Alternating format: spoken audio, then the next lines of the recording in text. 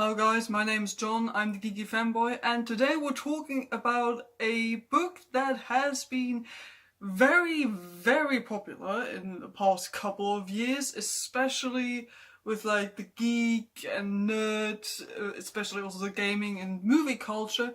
And it's a little book by the name of Ready Player One by Ernest Cline. So yeah, like I said, the book has been very famous and popular in the past couple of years since it came out in 2011, I think.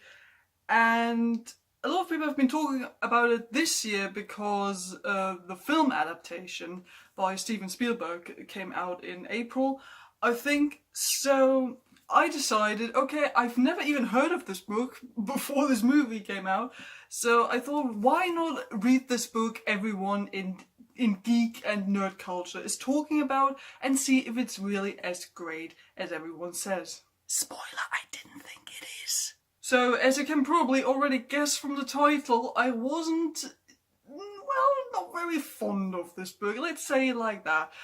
And since I've kind of noticed through my research and everything I did while I was reading this, if you hate this book, or dislike it in any way, you're kind of the devil. Like, honestly, I looked up other videos by YouTubers who also didn't really like the novel, and yeah, go into the comments. People don't like you if you don't like this book, so obviously I have to talk about my dislike for this novel.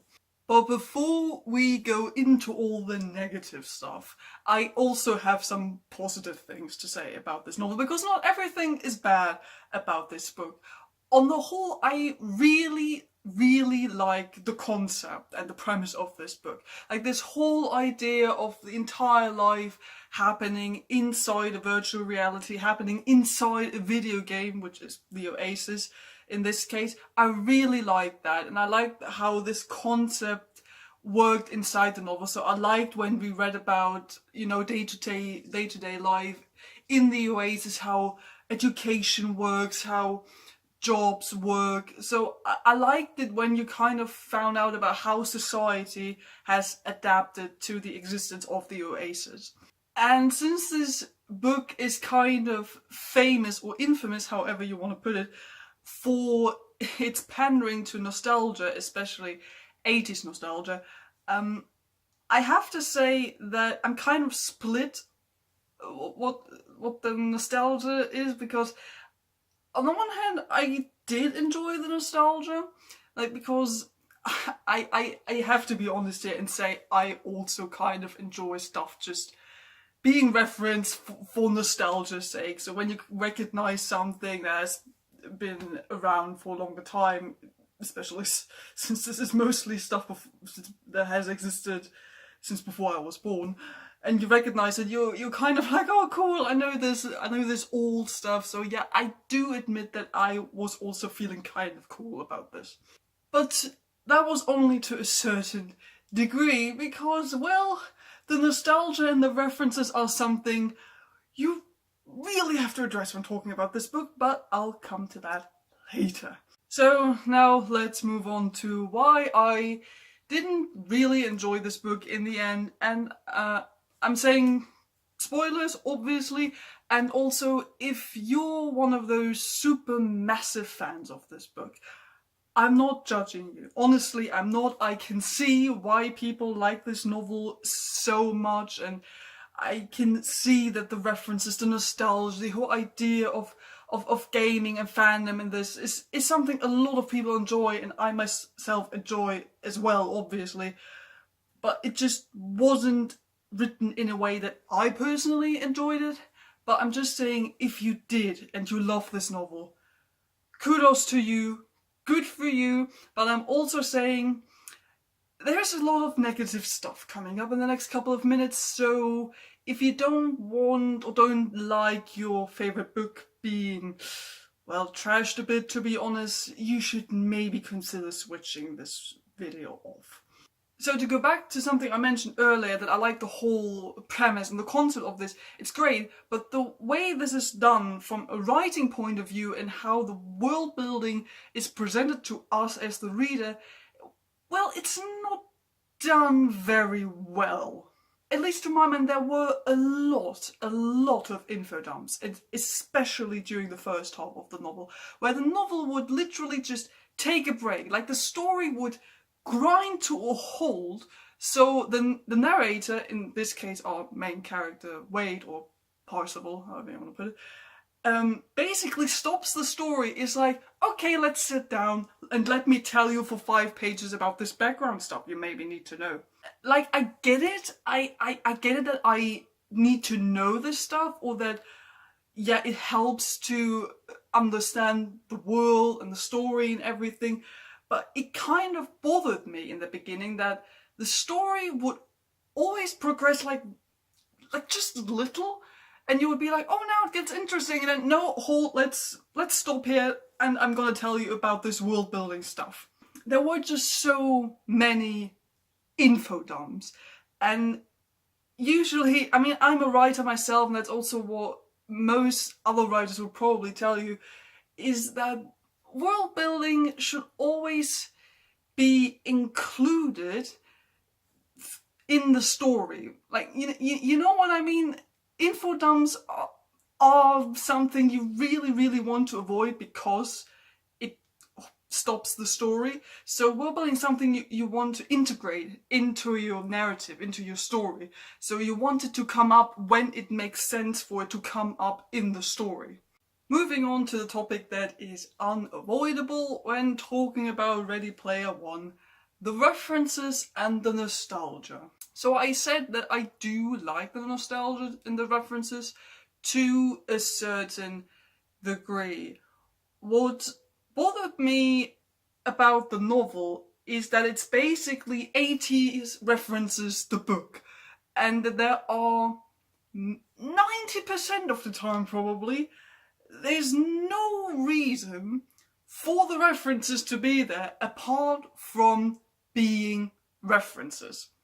Like, there are literally parts in the book, especially towards the beginning, where Wade just basically lists a bunch of TV shows and films or bands he's listened to, where he's like, this thing, I've seen it all. That one, seen it 5,000 times. That band, I've listened to all of their albums at least 10 times, didn't like them, but you gotta listen to them.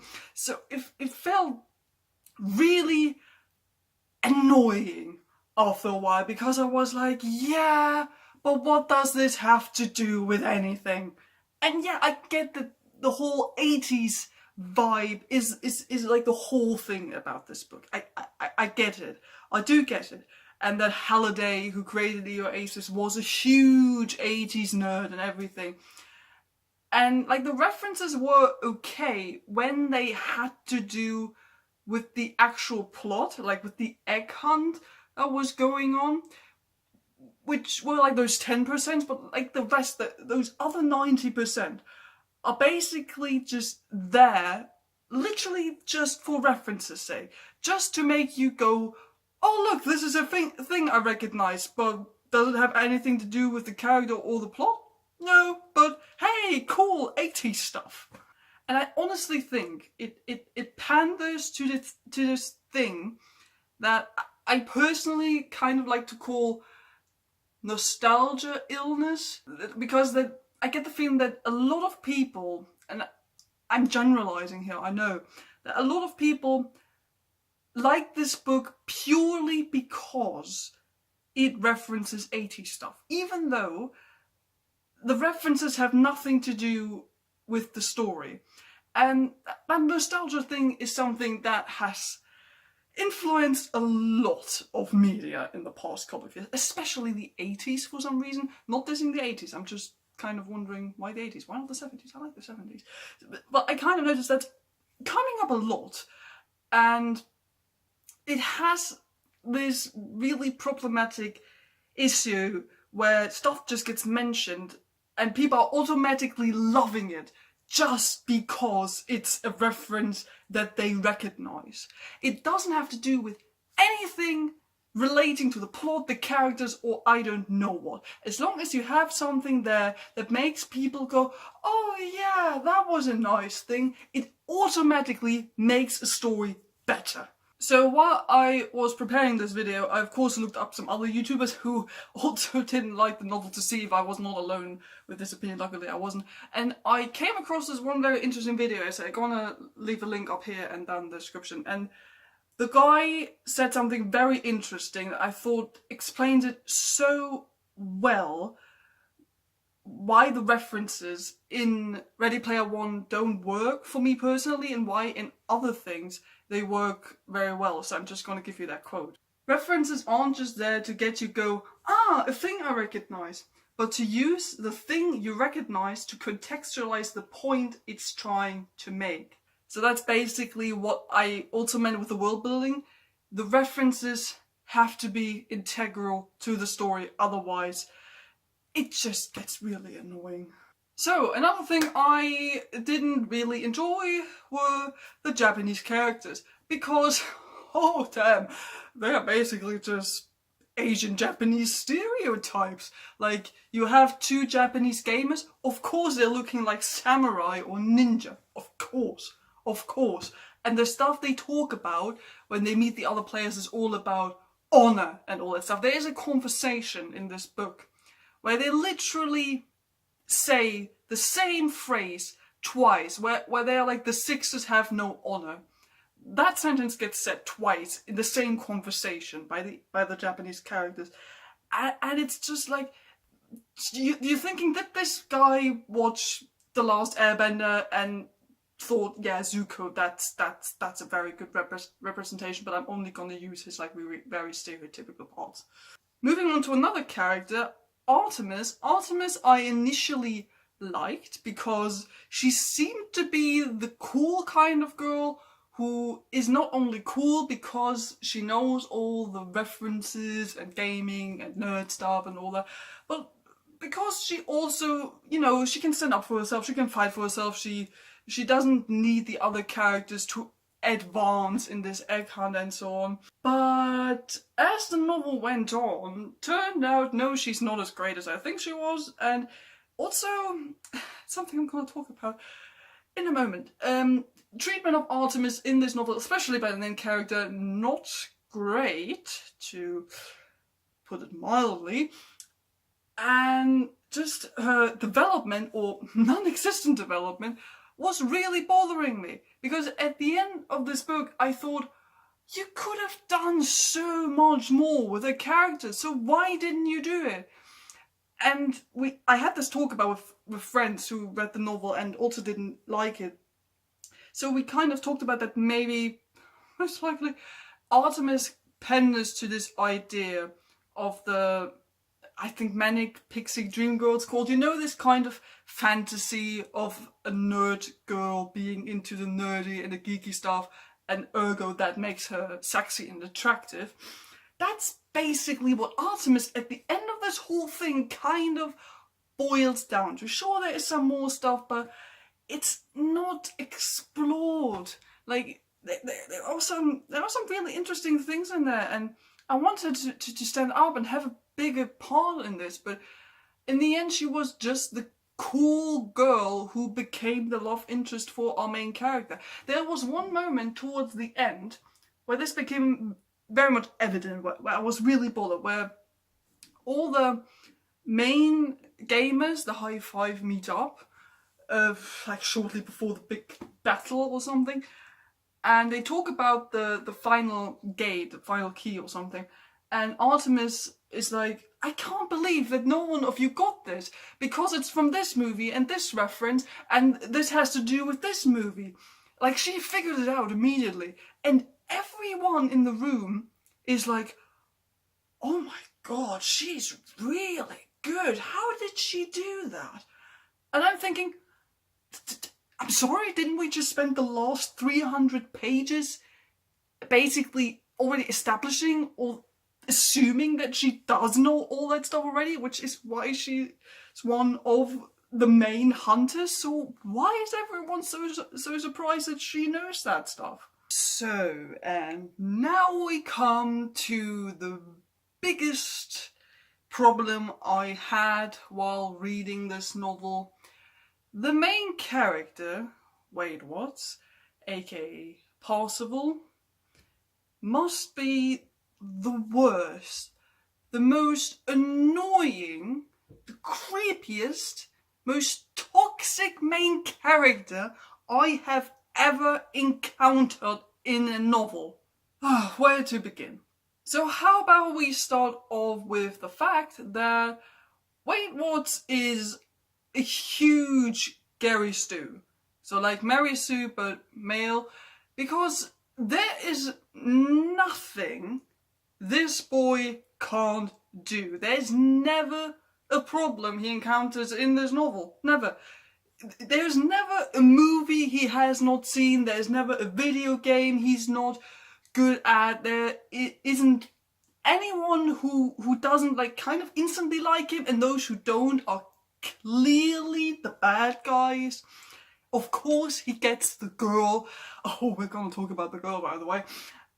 And it just felt so ridiculous. And even when he encountered problems, which basically consisted of, oh, there's this video game I played thousands of times 2 years ago, so I'm not quite good at it, but don't worry, 5 tries later, perfect game of Pac-Man, obviously.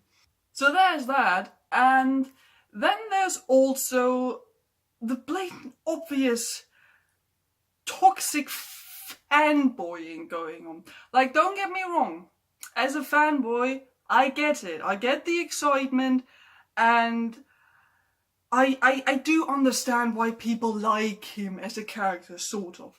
But to me, he was basically everything wrong with fandom culture. And when people talk about those really annoying, harsh, toxic fanboys, to me, they are basically that guy.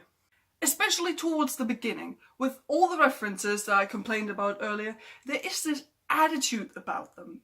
Like this attitude Wade has, that if you don't know this stuff, if you don't know as much as he does, if you have not seen this one movie, you are automatically the worst person, you're automatically a moron, you're not worth, basically. You're not worth it. You're not worth it to talk to Wade, you're automatically a bad egg hunter, you're not really into it if you have not seen this one thing or you don't know this one movie.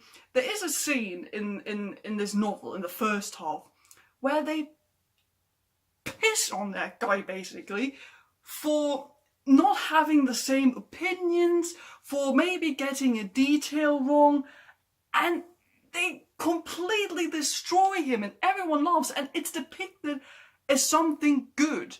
Like, you're supposed to feel good about the fact that Wade just completely, verbally probably abused this guy because of some fanboy stuff he thought was not authentic. So whenever people complain about fanboys online, when they're being like, oh, stop it with the details, or stop harassing everybody, or it's just this one little thing, why are you getting upset about it, or not everyone has seen everything, so get over it. That's the kind of person they're talking about. Wade Watts is this annoying fanboy you encounter on the internet who tells you, oh, what kind of idiot are you to not have read this comic that came out 35 years ago. God. There are also just some general attitudes, before we move on to the big one, that are really worrisome about this guy. So towards the end, or like towards the second half, when we find out that one of the characters is Shocker, actually not like the character in the game. So the character of H, who we presumed was a man this entire time, turns out to be a black lady who also happens to be a lesbian. And I don't know, but Wade's reaction was anything but nice or appropriate. Even if it might appear like it on the surface, but there are some issues that also noting LGBT representation doesn't really count as representation if it's a plot twist, just saying. But literally the first thing Wade notices when he meets Age in real life for the first time is the fact that she has big breasts. And I'm like, if this is the first thing this main character notices about meeting his best friend in real life for the first time, I find this worrying. And then Wade completely, well, not completely, but freaks out a bit that Age, shocker, is a girl. But it should be mentioned that Age told him before. Like, literally minutes before or hours before they meet for the first time in real life, Age is like, dude, I don't look or appear or seem like my avatar at all in real life, so be prepared for this. And Wade's like, yeah, I'm sure it's gonna be fine. And then he meets Age and he's like, oh my god, how could Age do this? He literally uses the word betrayed. And I'm like, how the fuck can you feel betrayed? Like, she told you. Age told you before, so how can this be like a big shocker? And stop noticing her breasts when you meet her. And also, it's just this kind of classic shoehorned PC character where you notice that the entire novel there has not been a gay person or a black person or any person from a minority. So the author kind of decides, oh look, now we have this one character who turns out to be everything. A woman, a person of color, and gay. Basically like your token character right there. And of course Wade is like, I obviously do not have a problem with the fact that my best friend is a lady and black and gay. Why should I have a problem with that? It's completely natural. Why should anyone feel bad about this? So it's like this character is basically used not only for like this shoehorn representation, but also we can see that Wade Watts is of course the perfect guy who does not discriminate against anyone.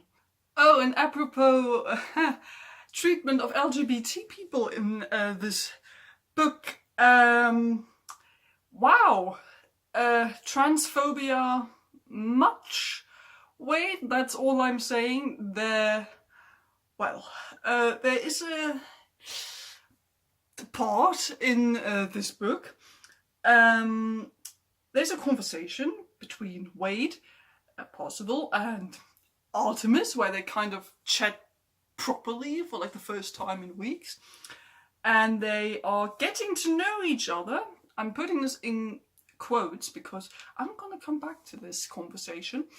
And I actually have to read this part to you because it's freaking amazing that this actually managed to be said by a main character and it does not have any consequences whatsoever. So like I said, there is a conversation between Parzival and Artemis, and Parzival obviously has this huge crush on Artemis, the crush we are going to talk about in a couple of minutes, and they kind of get into talk and they come across this like familiar topic of do you really look like your avatar and all that sort of stuff. And you know, Wade is really insistent on finding out and keeps asking, are you a girl, like a real girl? And then we come across his definition of being a proper female, and I'm just gonna read this to you. Now spill it. Are you a woman? And by that I mean, are you a human female who has never had a sex change operation? Wow. Just wow. And I've literally seen posts online where people were like, what? Wait, it's transphobic? Please show me one example of the book where that happens. I've never seen that. So yeah, this is it. Page 268 in this edition of the book. And you know, just to hear the reaction, it's not like Artemis is like, wow, dude, transphobic. No, Artemis is just like, well, that's pretty specific. I am and always have been a human female. So the character does not get called out on his transphobia. He does not get called out by anyone, especially by his love interest, as we have just seen. And in no way whatsoever are we supposed to think, wow, this might be something bad or something he should work on.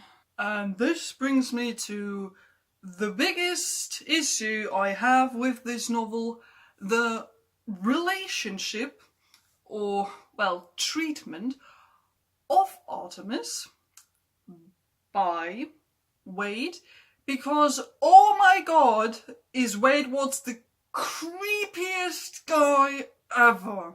So we're treated to Wade's creepiness very early on when he tells the reader about Artemis for the first time, and he basically goes on about her being like this great blogger he's followed for years, and we get told that he saves every single picture she uploads of herself immediately the second he sees it. Well, I'm like, okay, that's already a bit worrying. I mean, I'm saying a bit because I kind of get it. Like, sure, I also download pictures of people online I like, but not like every single one, and not like the moment it gets uploaded. Like, that was the first thing where I thought, oh, this is not gonna be good. So Wade basically is your typical creepy stalker boyfriend type, and well, for some reason we get to the part that I just quoted a bit of a couple of minutes ago, and we get to this conversation between Artemis and Wade, possible, and we're already kind of being exposed to Wade's attitude towards this girl. The very first few lines of this conversation are about, well, Artemis finally has answered one of his chat requests, which makes me think, how many chat requests has he sent her already in the past few weeks? Because she says, when she answers it finally, she says, cut it out. We're not supposed to talk. And I'm like, oh yeah, that's a good sign if a main character keeps texting a woman who's told him not to do it. So yeah, good start.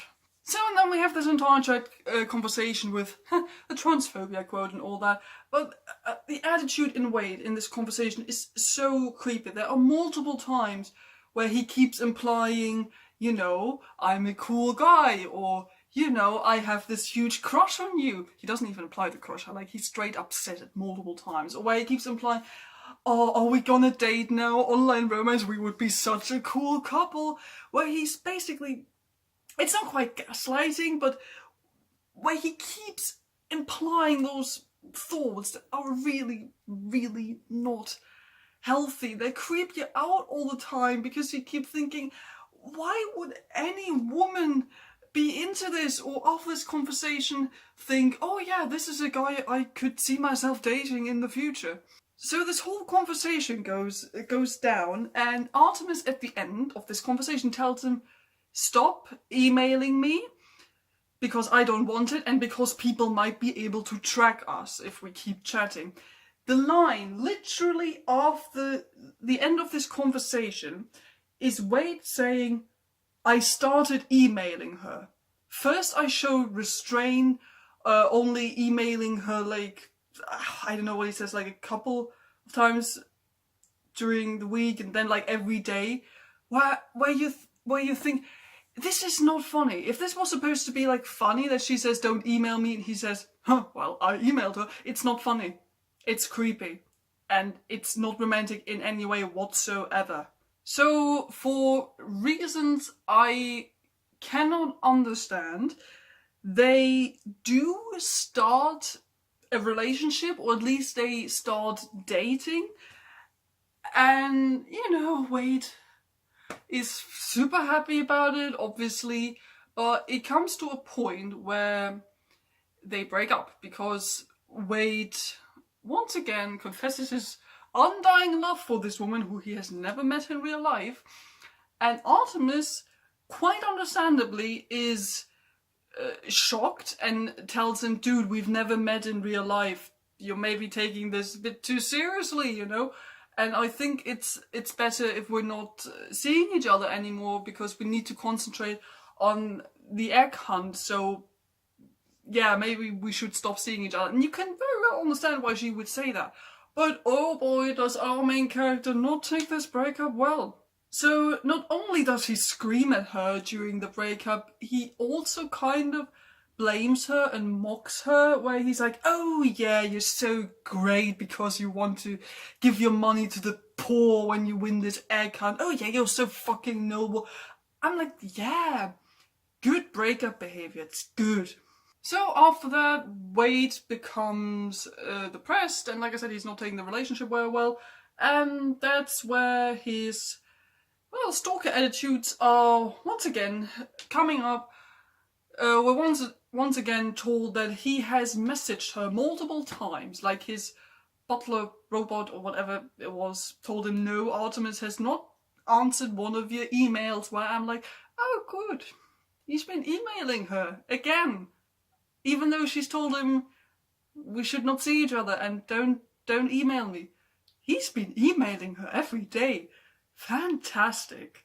And then Wade gives us a list of all the wonderful things he's done after the breakup. So he has emailed her, he has sent her gifts, he sent her all kinds of packages, he has been to her home, granted in the Oasis, but still, he's been to her home, like any stalker in a horror movie nowadays, and he's even done like the super cliche 80s boombox thing, just because it's a reference and he apparently doesn't know how romance works otherwise. And it almost seems like, oh, big surprise, like he doesn't really understand what the mistake was he did, or why Artemis would have wanted to break up with him, or like he puts his priorities somewhere completely else. Like he says, I wanted the egg hunt to be over just so I could be with Artemis again. I'm like, dude, that's not the issue. You or Artemis or whoever getting the egg or ending the hunt is not gonna get you together. That's not gonna solve anything, mate. So, do you understand how this works? He doesn't.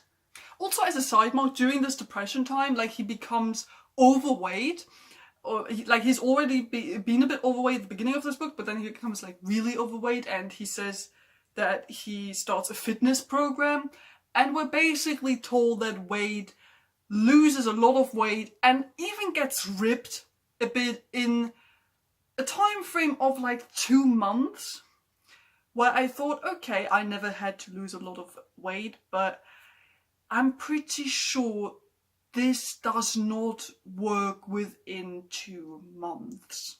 So at the end of all this, literally at the very last page of the novel, Wade manages to piss me off, or not Wade, the author, or whoever, manages to piss me off even more than they did for the entire story, because at the end, big surprise, our big Gary Stu fanboy gets the girl.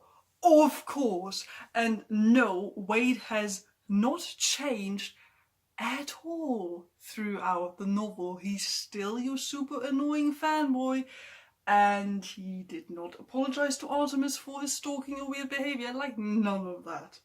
And he gets the girl at the end. And what really, really infuriated me is that Artemis comes to him and she is the one who apologizes to him. She's like, I'm sorry I broke up with you and just left you like that. I'm so sorry.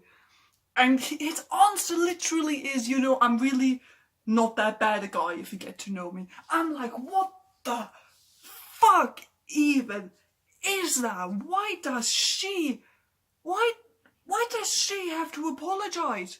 Like, he's been the arsehole. He's been stalking her. He's been sending her stuff. He's been emailing her, even though she told him not to. And she's the one who has to apologize for breaking up and leaving him, even though she had all the good reasons to do so.